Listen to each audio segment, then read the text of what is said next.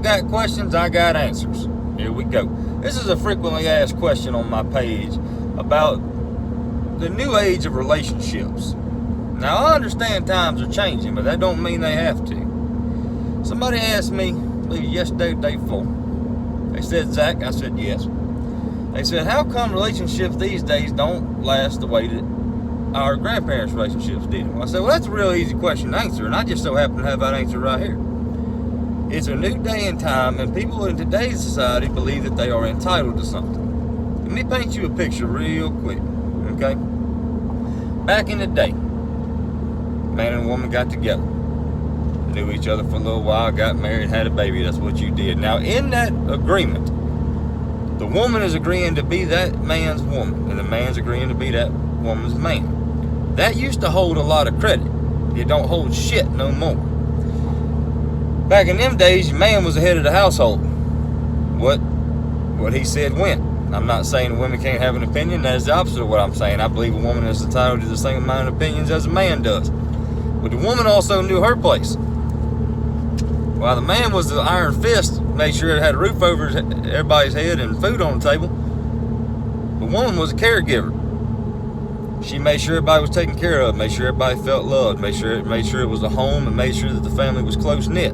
I'll give you a perfect example of, as I'm getting older, how I'm starting to realize that all the things that I thought was right ain't right. We was sitting at Thanksgiving dinner one year. We was sitting down there at the table. Nanny, which is my grandma, she always fixes everybody's plates. It's just how she is.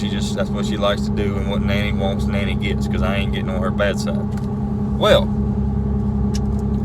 Papa's sitting down there at the end of the table. Nanny sits on the other end of the table. Why? Because they put in their time and they got the most respect out of the family, so they can sit where the hell they want to. On two separate ends of the table. Now, the sweet tea is in a pitcher and about 3/4 of the table toward my Papa. Well, my Papa got done eating with one plate. He reached up there, gave some more tater salad and a little bit more dressing. Looked across the table, picked up his glass, shook his glass, said, "Need a little bit more tea here, Nita." My grandma got up from her plate where she was eating Thanksgiving dinner, walked down there, grabbed that pitcher, which he could have reached, and poured my Papa a glass of tea. Now, in my mind, I'm sitting there, and I'm 13, 14 years old at this time, and I'm looking at him like, you lazy son of a bitch. You could have got your own damn tea. You don't need to make her get up and come do that. But I happened to notice on the way back to her end of the table that she was smiling. I asked myself, I said, now why would she be smiling over something that small? I can tell you why. Because in her mind, she just took care of her man. She wanted to go pour that man's tea because that man worked his ass off day in and day out for her to provide for her and give her things that she never would have thought had been possible. And she was so grateful for that just the smallest little action of getting up and go pouring him a glass of tea made her feel good. And my grandpa knew that. He knew that made her feel good. That's why he asked her to do that, because I asked him years later. The difference between their time that they grew up and the time that we grew up is all this equality bullshit. And I'm not saying that women can't be equal to men. I'm 100% for that. There's stronger women out there than I know men. You show me a damn woman who's raising kids by herself, ain't got a man in their life, that is the definition of strong.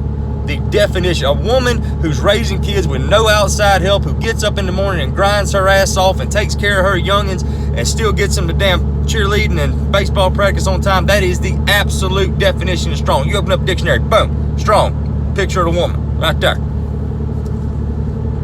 But the damn difference of the time is that back in them days, if they had problems with something, they didn't throw it away and go get them another one.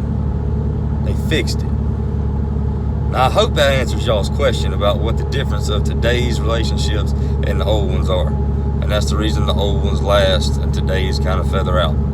There's no pride in taking care of each other anymore.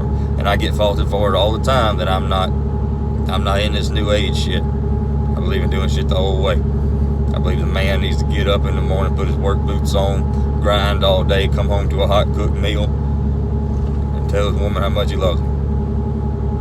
That's the way it's supposed to be. Who's, in my opinion, don't mean nothing to nobody but me. But that's enough for me. Shit.